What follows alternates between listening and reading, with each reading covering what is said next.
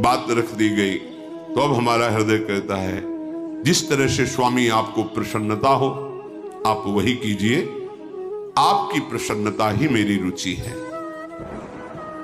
प्रसन्न मन से संकोच त्याग करके हे स्वामी आप जो आदेश जिसको करेंगे अब वो वैसा ही करेगा, सबके अशांति मिट जाएगी, अब आप आज्ञा कीजिए। भरत जी ने भगवान श्री राम के ऊपर,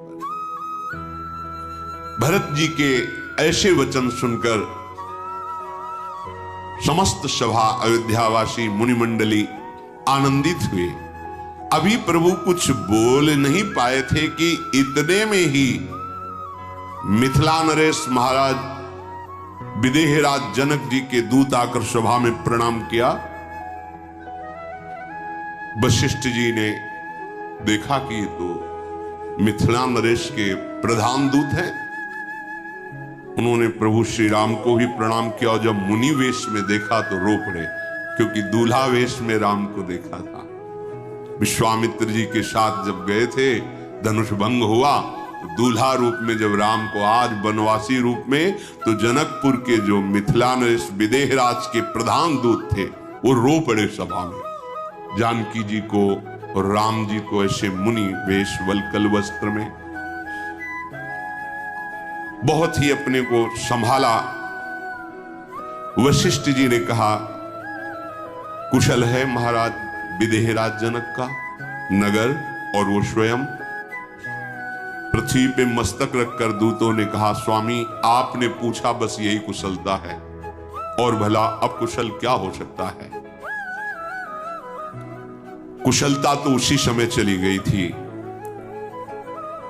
जब प्रभु श्री राम को वनवास दिया गया और महाराज चक्रवर्ती सम्राट दशरथ जी ने प्राण त्याग दिए, तो मिथिला की कुशलता तो उसी समय चली गई थी जब सियाजू वनवासी वेश में अयोध्या से निकली थी। बस कुशलता यही है कि आप जैसे ब्रह्म स्वरूप ऋषि आप कुशल पूछ रहे हो, बस इतनी ही कुशलता है।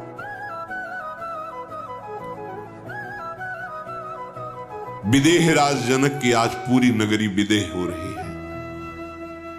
सबके पुतली की तरह हैं जी जानकी जी। पूरी मिथिला नगरी प्राणों से भी अधिक सियाजू को प्यार करते हैं।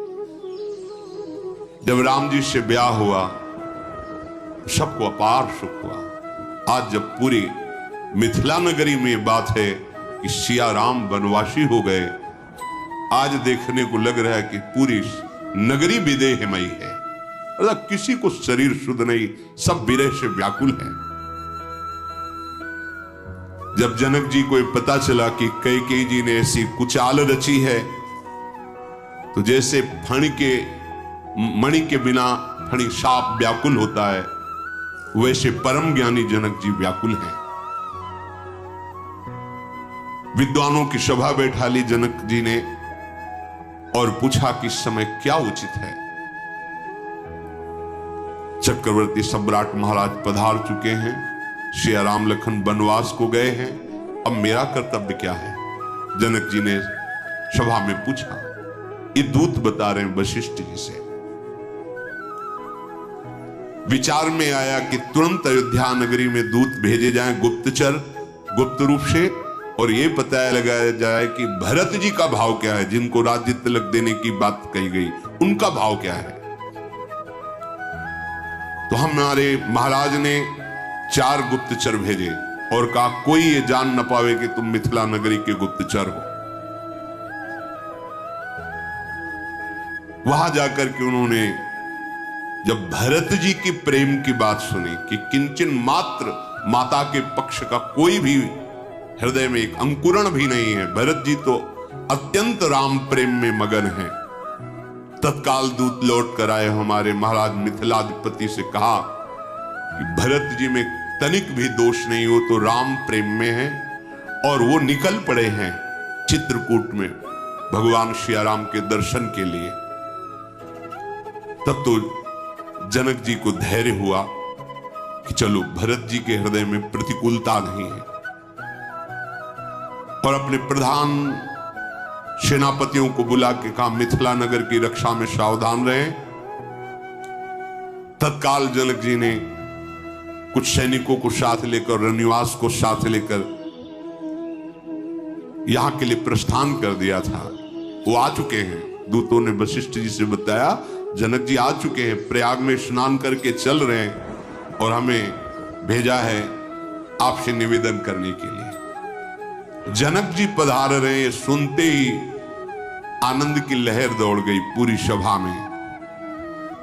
अब श्री राम जी को बड़ा संकोच हुआ कि अगर जनक जी और भरत जी मिलकर ऐसा बोल दे कि अयोध्या का राज्य संभालो, तो आज्ञा उल्लंघन करना, अगर वनवास में नहीं गए तो जो उद्देश्य है इन दुराचारी दुष्टों का विनाश, ये कैसे होगा।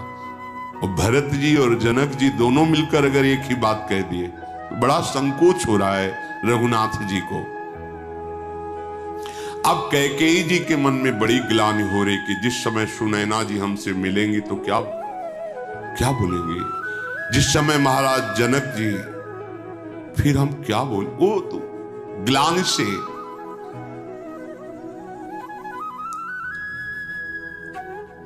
जनक जी महाराज सामने से दिखाई दिए, मानो ज्ञान का सूर्य चला रहा। परमहंस श्री सुखदेव जी के गुरुदेव हैं जनक जी।